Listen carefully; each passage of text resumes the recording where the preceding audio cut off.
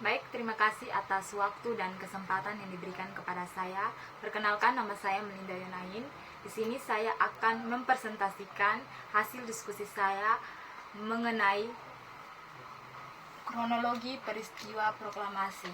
Di sini ada 3 poin yang ingin saya bahas di pagi hari ini, yaitu peristiwa Rengas Dengklok, penyusunan naskah proklamasi dan proklamasi kemerdekaan Indonesia.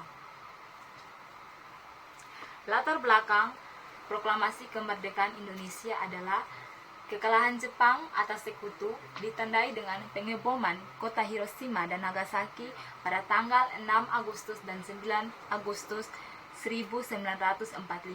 Yang kedua yaitu peristiwa Rengas Dengklok, yaitu peristiwa diculiknya Insinyur Soekarno, DRS Muhammad Hatta dan juga golongan muda.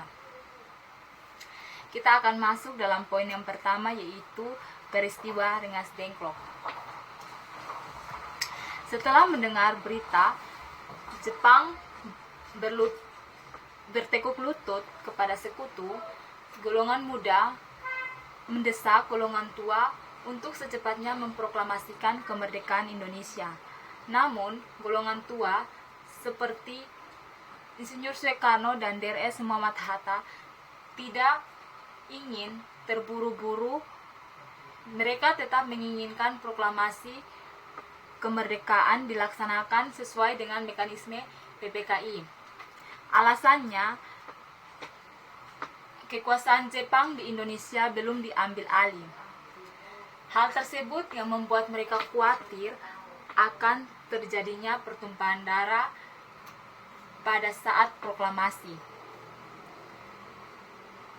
Tetapi, golongan muda seperti Tan Malaka dan Sukarni menginginkan proklamasi kemerdekaan Indonesia dilakukan secepat-cepatnya.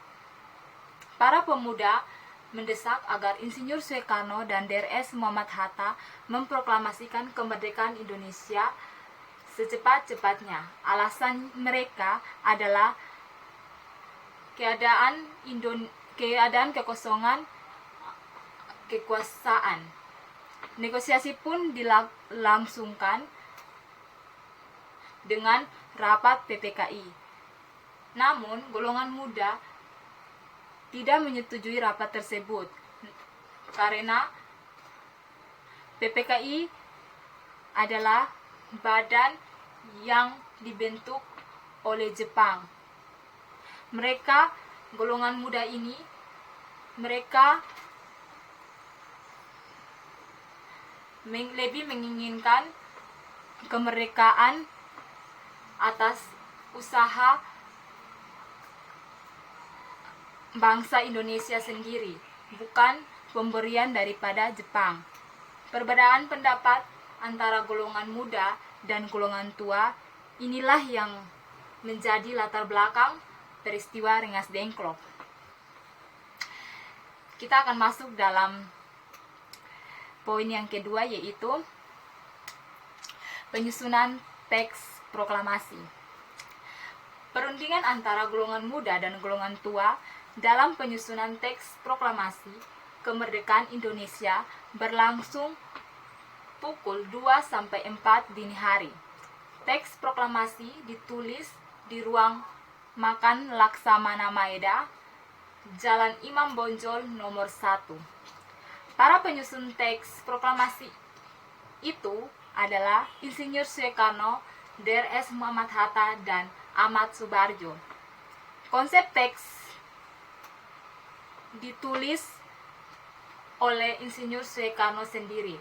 Di ruang depan hadir BM Dian, Sayuti Melik, Sukarni, Soediro, dan Sukarni mengusulkan agar yang menandatangani teks proklamasi itu adalah Insinyur Soekarno dan DRS Muhammad Hatta atas nama bangsa Indonesia. Yang mengetik teks proklamasi itu ialah Sayuti Melik. Yang ketiga, kita akan masuk dalam proklamasi kemerdekaan Indonesia. Pembacaan teks proklamasi pagi hari tanggal 17 Agustus 1945 di kediaman Insinyur Soekarno, Jalan Pegangsaan Timur 56, telah hadir antara lain yang pertama yaitu Suewirjo Wilopo Gufar, Predikdo, Tabrin, dan Trimurti. Acara dimulai pukul 10 disambung pidato acara dimulai dengan pembacaan teks proklamasi oleh Insinyur Soekarno disambung dengan pidato tanpa teks. Kemudian bendera merah putih yang dijahit oleh Fatmawati dikibarkan dan disusul